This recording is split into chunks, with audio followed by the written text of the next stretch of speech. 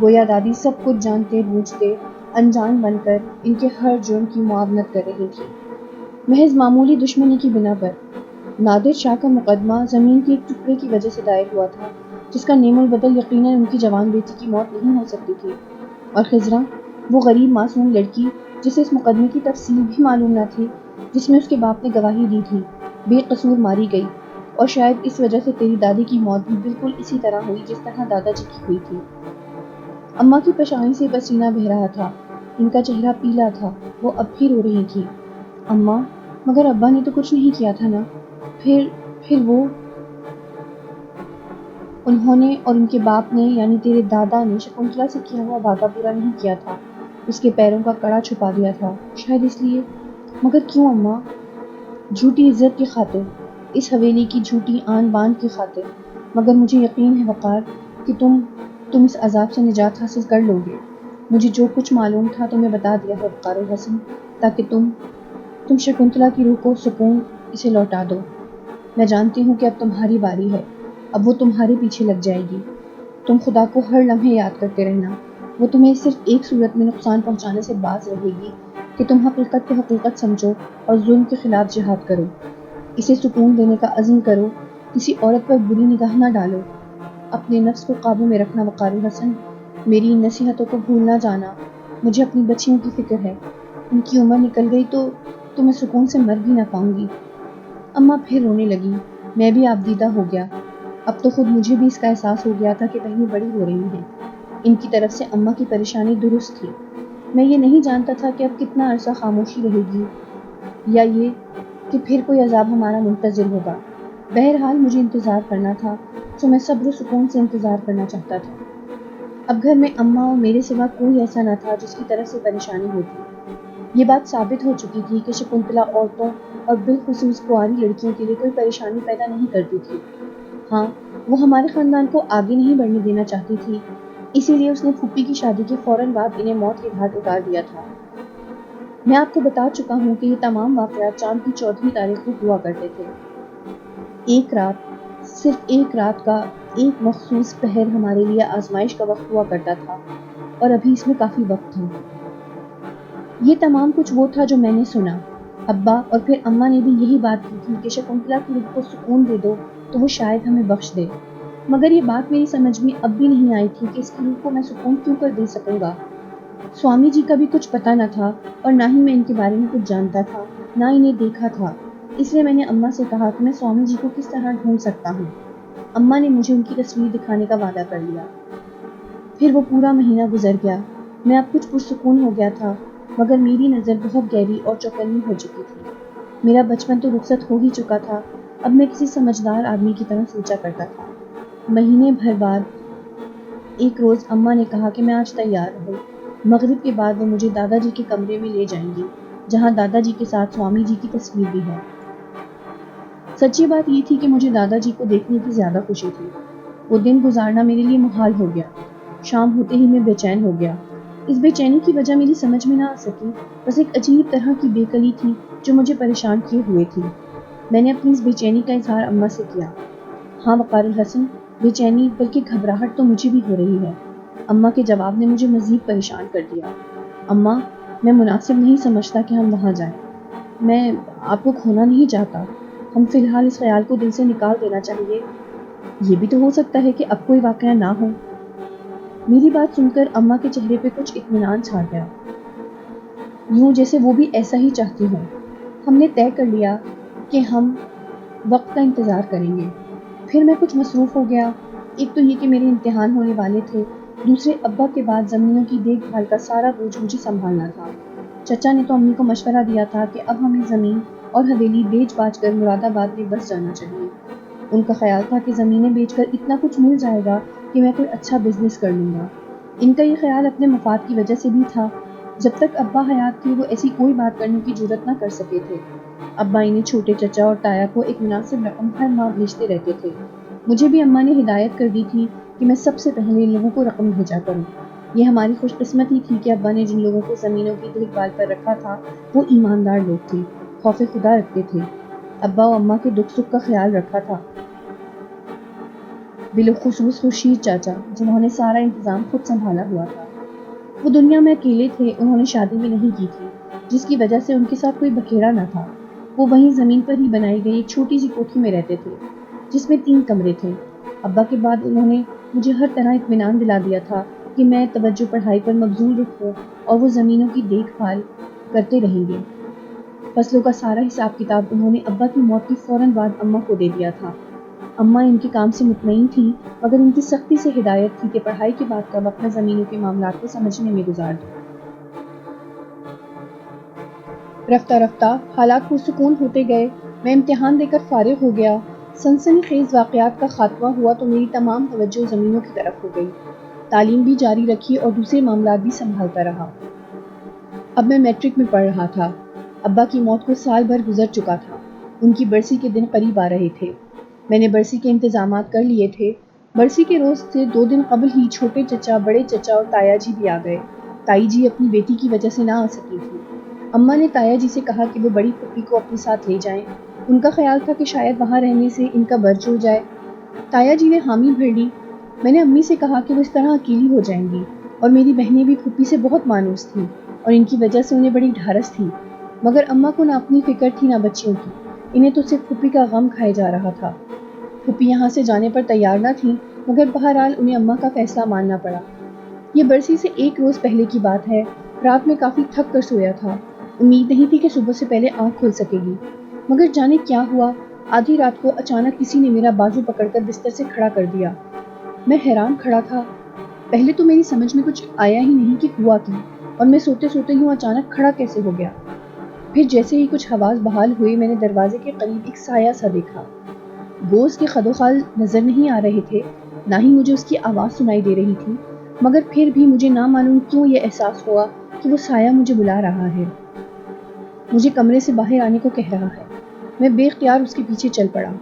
وہ سایہ جو یقیناً کسی عورت کا تھا، ہوا میں تیرتا ہوا آگے بڑھ رہا تھا، اور میں غیر ارادی طور پر اس کے پیچھے تھا۔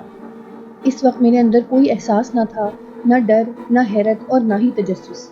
میں کسی مشین کی طرح اس کے اشارے پر حرکت کر رہا تھا۔ چند لمحوں بعد وہ سایہ ایک جگہ تھم گیا۔ میں نے دیکھا کہ وہاں مجھ سے کچھ فاصلے پر چھوٹے چچا کے کمرے کی کھڑکی کھلی ہوئی ہے۔ اس سائے نے ہاتھ سے اس کھڑکی کی طرف اشارہ کیا اور میں اس طرف بڑھ گیا۔ میں جو ہی کھڑکی کے قریب پہنچا، چچا کی آواز نے میرے قدم جکڑ لیے۔ وہ وہاں اکیلے نہیں تھے، بلکہ ان کے قریب ہی گنگوا موجود تھا۔ گنگوا ان کا ملازم تھا، جو دیکھنے میں کوئی پیشہ ور پہلوان لگتا تھا۔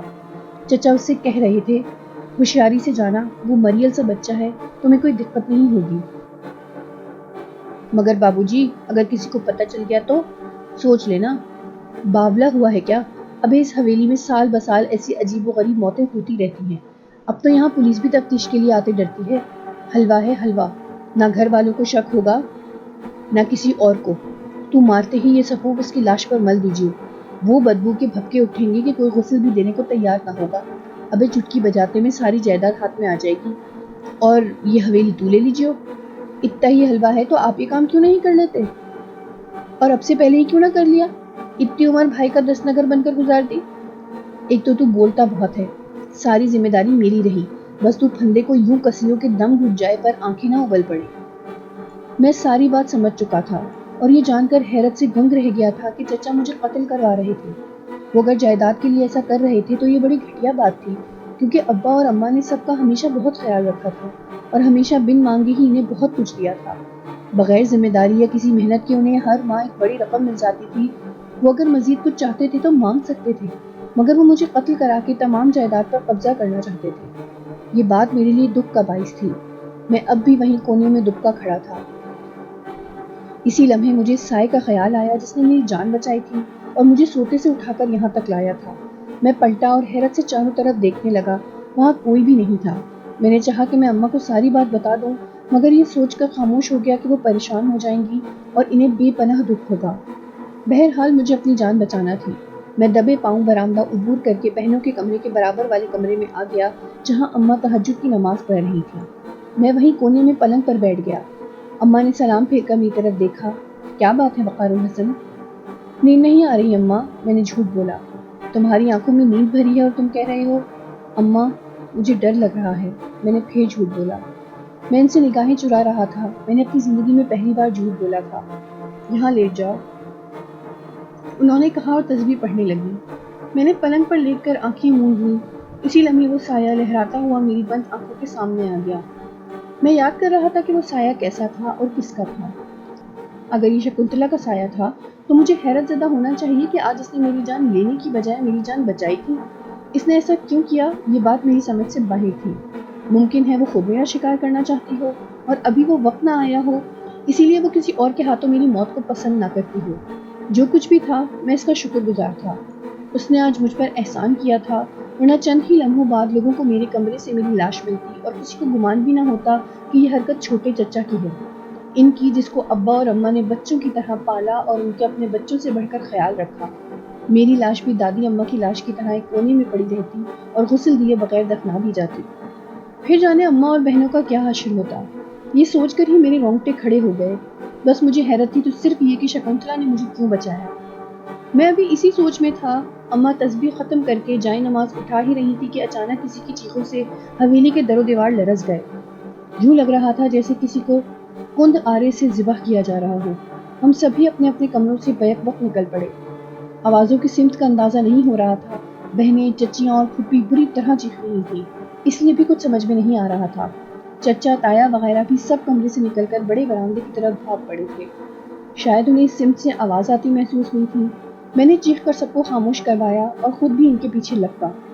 اسی لمحے چچا وغیرہ پلٹ کر دوسری سمت بھاگے. اب آواز دائیں جانب سے آتی محسوس ہو رہی تھی. اسی بھاگ دوڑ میں میں چھوٹے چچا سے ٹکرایا. مجھ پر نگاہ پڑتے ہی چچا ساکت رہ گئے. تو تم؟ یہ آواز کس کی ہے؟ تایا پکارے. سب حواس باختہ تھے اور کسی کی سمجھ میں کچھ نہیں آ رہا تھا. ذبح ہونے کسی کرب انگیز آوازیں جیسے ہواؤں کے دوش پر چاروں طرف پھیل رہی تھی. تایا کی آواز پر سب بکھرا اٹھے اور ایک دوسرے کو پکارنے لگے. خاندان کے سبھی افراد موجود تھے. گنگوا! میرے ہونٹوں سے سرگوشی نکلی. چھوٹے چچا کو جھٹکا سا لگا اور وہ بے تحاشا میرے کمرے کی جانب دوڑ پڑے. ان کے پیچھے ہم سب بھی تھے. عورتوں کی اس طرف آنے کی ہمت نہیں ہو رہی تھی، مگر اماں تسبیحات میں لیے میرے پیچھے تھی. بڑا برآمدہ عبور کرتے ہی ہم سب کی نگاہیں میرے کمرے کے دروازے پر جم گئی جو ہوا کے ساتھ ہل رہا تھا. سب وہیں ٹھٹک گئے تھے. آواز اندر سے آ رہی تھی. ایسی خوفناک آواز تھی کہ کلیجہ دہل رہا تھا.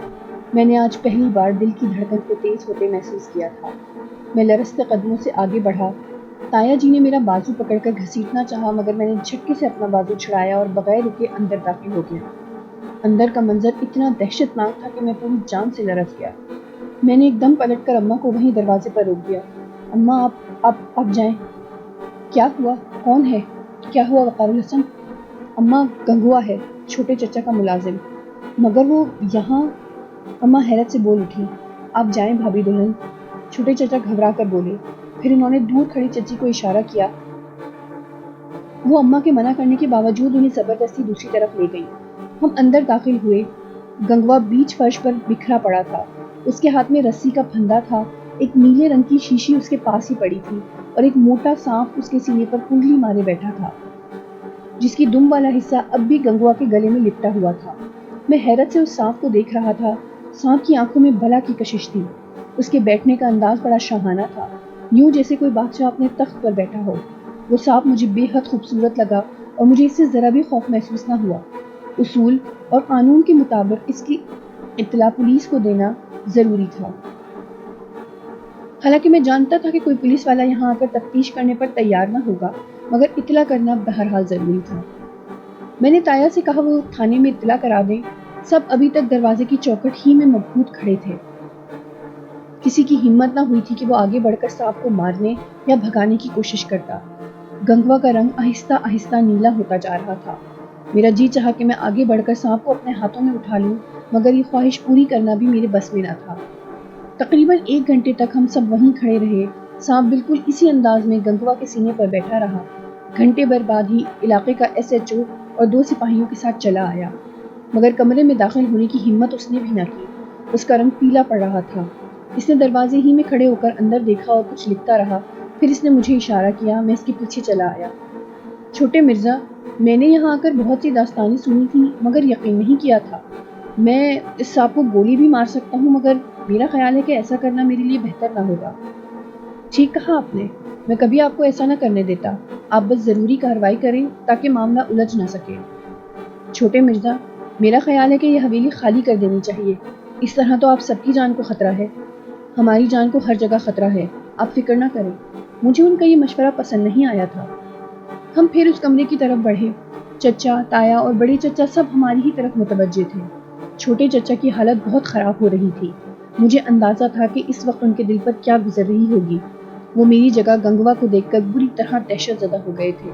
اگر وہاں سانپ موجود نہ ہوتا تو شاید وہ گنگوا کے قتل کا شبہ مجھ پر کرتے، مگر سانپ کی موجودگی نے کوئی گنجائش ہی نہ چھوڑی تھی۔ اب مجھے محسوس ہو رہا تھا جیسے کوئی میری حفاظت کر رہا ہے، اور یہ سب کچھ مجھے بچانے کے لیے کیا جا رہا ہے۔ ہم کمرے کے پاس پہنچے تو یہ دیکھ کر حیران رہ گئے کہ اب وہاں سانپ نہیں تھا۔ گنگوا کی لاش گہرے نیلے رنگ کی ہو چکی تھی۔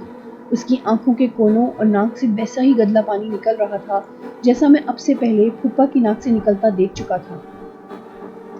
اگلے روز ابا کی برسی تھی اور پھر ہمارے آنگن میں ایک جنازہ رکھا تھا۔ چھوٹے چچا کی حالت اب بہت خراب تھی۔ وہ لاش کو مراد آباد لے جانا چاہتے تھے، مگر اس کی حالت ایسی نہیں تھی کہ اسے زیادہ دیر تک رکھا جاتا۔ سب کے مشورے کے مطابق چچا نے اس کے گھر والوں کو یہیں بلوا لیا اور وہ لوگ رات کی گاڑی سے پہنچنے والے تھے۔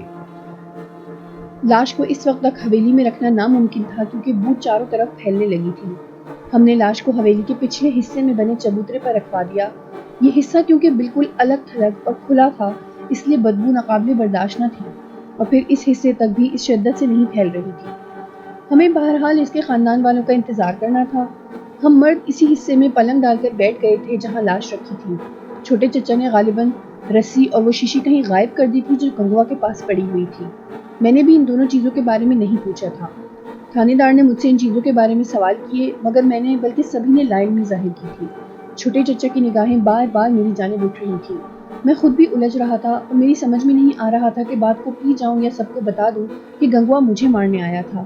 اگر میں یہ بات بتاتا تو پھر اماں کو مطمئن کرنا میرے لیے مشکل ہو جاتا، کیونکہ میں اس کی موت سے کافی دیر پہلے ہی اماں کے پاس جا چکا تھا۔ پھر اماں کو ساری باتیں بتانا پڑتی اور میں فی الحال ایسا نہیں چاہتا تھا۔ اب ایک برس بعد پھر کھیل شروع ہو چکا تھا۔ میں اس چکر کی تہہ تک پہنچنا چاہتا تھا جو اب میرے لیے آسان ہو چکا تھا، مگر میں یہ بھی چاہتا تھا کہ میرے چچا تایا گنگوا کی طرح زندگی سے خاتمہ دو بیٹھے۔ اب اگر انہوں نے ایسی کوئی کوشش کی تو کچھ بھی ہو سکتا تھا۔ میں نہیں جانتا تھا کہ مجھے مروانے میں چھوٹے چچا کے علاوہ کون کون شامل ہے، مگر جائیداد ایسی چیز ہوتی ہے جن کے لیے ایمان ڈگمگاتے دیر نہیں لگتی۔ شام کافی ڈھل گئی تھی۔ ہم سب چبوترے سے کافی فاصلے پر بیٹھے تھے۔ اسی لمحے میری نگاہ آسمان پر دور سے نکلتے چاند کی طرف اٹھ گئی۔ تب مجھے یاد آیا کہ آج 14ویں کی رات ہے۔ ابھی تو چاند کے عکس کو کنویں کے پانی میں اترنے کو بڑا وقت پڑا تھا۔ گنگوا کے گھر والے آ چکے تھے۔ بڑے قبرستان میں قبر کھودی جا چکی تھی۔ یہ پہلا جنازہ تھا جس میں شریک تھا اور سن شعور کو پہنچ چکا تھا۔ ہم جنازہ لے کر قبرستان پہنچے۔ گنگوا کو دفنا کر جب سب لوگ گھر واپس آنے لگے تو میں وہیں رک گیا۔ میرا دل نہیں چاہ رہا تھا کہ میں یہاں سے جاؤں۔ ابا، دادا، دادی اور بڑے دادا دادی کی قبریں یہیں تھیں۔ بڑے دادا جی کی قبر تو برابر ہو چکی تھی، صرف سنگ مرمر کا کتبہ تھا جو چاندی میں چمک رہا تھا، مگر دادی اور دادا ابا کی قبر نہیں بیٹھی تھی۔